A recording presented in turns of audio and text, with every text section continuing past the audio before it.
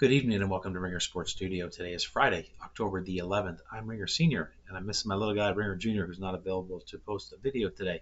He may tune into his own video a little bit later on, like he likes to do. So, father-son duo, broadcasting, major sports, sides, totals, props, money lines, spreads, you name it. We talk about it. We like to share what we like, what our favorites are, and do lots of analysis while we do that. You can find us at Ringer Sports Studio on our YouTube channel, or you can find us at Twitter at ColinRing12, where we post most of our YouTube videos majority of days, especially towards the end of the week when we are broadcasting Thursday night football, Friday night college football, Saturday college football, and Sunday NFL action. But if you tune in over the last number of days, you'll see our Major League Baseball playoff editions that we've shared most days that there's games going on. We'll list some picks that we like, and of course, college football is now hosting games Tuesday, Wednesday, Thursday, Friday, and Saturday. So there's lots of action. It's the best time of year to tune in to all the major professional sports as well as the college sports as well. NBA action is just around the corner, as well as college basketball that will come as well. So just giving you a recap, we're on our current streak that we're running right now. We're 14-2 on all of our 5% plays. I posted a 5% play yesterday, getting it out of the way for this upcoming weekend, Saturday, Penn State on the road at USC. We've taken a 5% play on the total over 50.5. I think USC, being the home team, is going to come out and play at home and put up some points. The only way they're going to win this game is if they score lots of points. Penn State's going to look to control the clock and move the ball. But if USC can get off to an early start, get a couple of points on the board, then I think this could end up being a fairly higher scoring game than the 50.5. So we made that a 5% play yesterday and got that in early in case the line does move. Penn's defense is quite strong, but they've been doing quite a bit of travel. And obviously heading to the West Coast, they might be a little bit stagnant on the defensive front. And we may see this being a higher scoring affair. Yesterday, we voted extremely well as well. We finished 6-2 on the day yesterday with all of our picks, which were on our video last night with the San Francisco 49ers at the Seattle Seahawks. We had a number of prop bets that we were looking there. We had the over 49 total points. Was sketchy in the first half, only 19 total points, but both teams rallied for a 41-point second half in the game, getting it up and easy over that total. It was slow going in the first 3 field goals by San Francisco, trending like they had been all season, not being able to strike in the red zone, but they definitely did strike in the second half and were able to put up some points, as did the Seattle Seahawks. Sorry. We also had Brock Purdy over 1.5 passing touchdowns. He had that nice long bomb and long run for Debo. And then he hit Kittle in the front part of the end zone to get over that 1.5 total. He ended up with 3, which is exactly what I predicted that he was going to throw. Probably 3 touchdown passes and get back on track. We also had Geno Smith, 2 props there over his passing attempts, which was over 35.5. He had 18 at halftime, and of course, coming from behind, he had to pass the ball quite a bit at the end of the first half and also in the fourth quarter. And easily got up and over that total, and also was over 253.5 passing yards. We get it in at 248, but it jumped to 253, and he did get up and over that total as well. Those were both 3% plays to move the ball. And then, of course, we had the first half total for San Francisco over 13.5, and it was a little bit sketchy and close. They were sitting at 13. They got it into the red zone. I was hoping, the field goal kicker wouldn't miss a field goal, which he didn't. He did get up and over that total to end the first half with 16 points, and that was a 4% play. So we actually did quite well there. The games that we didn't fare out too well on were the college football games. We actually had one team total which came in, Western Kentucky, over their team total of 35.5. 38.5. That was done midway through the third quarter. 3% play, getting it up and over. We had James Madison. We had the James Madison game over 60. It was an absolute shootout in the first.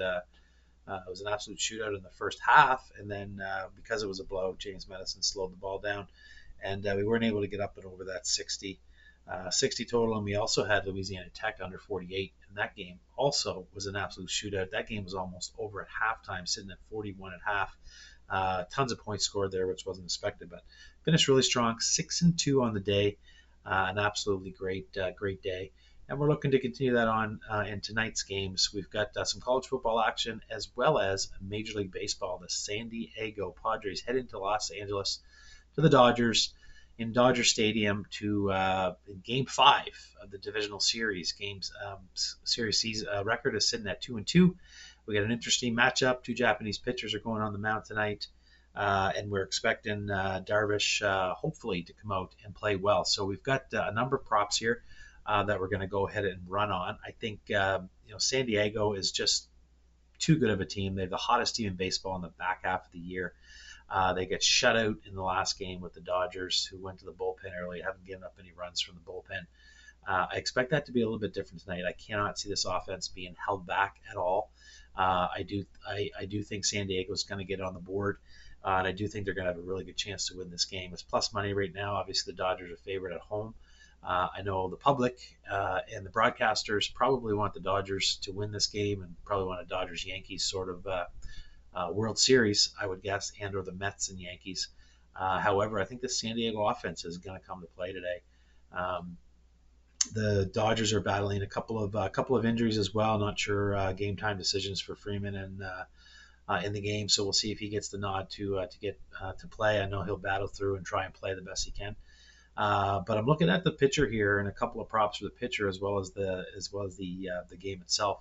I do like San Diego plus the points on the money line here, and I also like them first 5. I think Darvish is going to slow them down. The Dodgers down. I think San Diego is going to get on the board early here, kind of like they did the other night when they got 6 runs in the second or third inning. I do like San Diego plus the points or plus the money line, as well as first 5, which is sitting at 0-0. Both of those are 3% plays. As I talked about, Darvish, I think he's going to come to pitch. He's done extremely well against the Dodgers. He's pitched well against Ohtani. He's pitched well against Freeman. He's pitched well against Mookie Betts. All the studs from the Dodgers he's pitched extremely well with. He's a big-time pitcher. I've got 2 props here that I'm looking to run, both as 3% plays. I'm looking at Darvish under 2.5 earned runs during the game. He'll hopefully most likely get into the 6th inning. I can't see him giving up more than 2 here at the most, and I also can't see him giving up more than 5 hits. So I'm taking under 4.5 hits to give up for Darvish as well. So lots of action on tonight's matchup. The last prop bet I have on this specific game is we ran with it. We've cashed twice out of 3 times with Fernando Tatis over runs, hits, and RBIs over that 1.5 total. We're sneaking that in as another 3% play, and expected him to get a RBI double, something like that, or a couple of singles or a home run, which he's been known to do lately. Or even if he walks and gets on base twice and scores a run and gets hit in, I think he's going to get up and over that 1.5 runs, hits, and RBI. So lots of action on tonight's game, lots of quality. But I'd like to shift gears now into tonight's college matchups. We got I got a couple of bets on sides and on over unders and also on team totals. And I do have 5% play. We're going to try and roll the dice here, keep our 14-2 record going here. I'm looking at the first game though. We're looking at Northwestern at Maryland.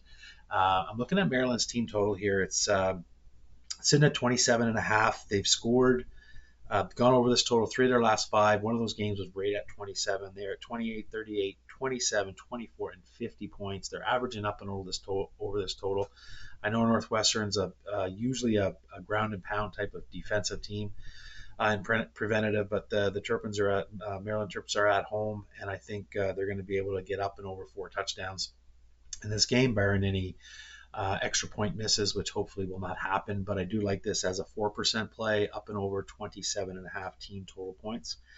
Then I'm shifting gears to the UNLV at Utah State game, and I actually have 3 different props on this specific game. One is being a 5% play, one is being a 4% play, and one is being a 3% play. So if I look at the 3% play, again, these are all totals related. The line's sitting at 66.5. Utah State is giving up a ton of points. They're not able to stop the run. They're not able to stop the pass. They're not able to stop anybody from scoring. UNLV's defense is okay. It's not the greatest of defenses, and I do think they will give up some points as well. And I do see this game getting up and over the huge number of 66.5 because I think UNLV are the running Rebels, and they are going to be doing a lot of running rebelling over the Utah State team tonight. So I think this game is going to be a high-scoring affair. I think if Utah State can put up 3 touchdowns and a field goal and get up into that mid-20s, this game is definitely going to get up and easy over the total. So give me a 3% play up and over 66.5 total points. So we're taking the over there. And then we're going to move to our 4% play, which is looking at the UNLV Running Rebels. Got them 20.5 first half points. I'm taking this as a 4% play. They've scored over 20.5 3 of their last 5. They like to get off and score early. Last week they played that tough game against Syracuse and lost in overtime in a 44-41 game. In overtime that they're up by 7 late, and Syracuse scored with I think 20 or 17 seconds left to push it into overtime, and they lost. They had to kick a field goal in extra time, and then Syracuse scored a touchdown to win by 3. But they scored 21 points in the second quarter last week. Syracuse got out to a 14-0 lead, and then the tides changed, and UNLV turned the corner and scored 21 in the second quarter. I see them getting at least 14 in the first quarter, and all they need to do is get one possession in the second to get up and over 20.5. I actually think they're going to score 28, to be quite honest with you. So give me over 20.5 first half points for UNLV Running Rebels, which segues into my 5% play. Again, 14-2 on our 5% plays. We are rocking, we are rolling. And I'm rolling the dice on this massive team total. 45 points. 44.5 points is what the over-under total is for UNLV Running Rebels. It's a big number, but it's not big enough if you ask me. I think they're going to get 28 plus, like I said, in the first half. It means they got to lock and load for 17 in the second half. I think they'll easily get this number. I think they will get into the 50s, and that's going to allow us to get up and over that 66.5 at over-under total. I think they're going to get 28 points in the first half. I think they're going to get at least 21 plus points in the second half. I think they're going to be Utah State's going to be chasing them all game.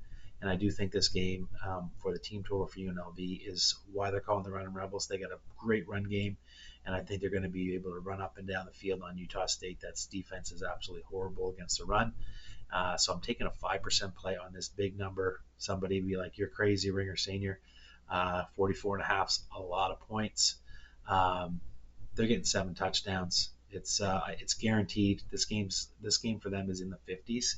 If I look at what they've scored during the season so far, they put up 41 last week.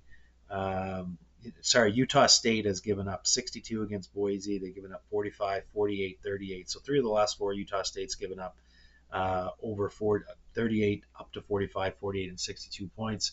And UNLV scored 71 game. They scored 41 last week in a Syracuse team, which is much better defensively than Utah State.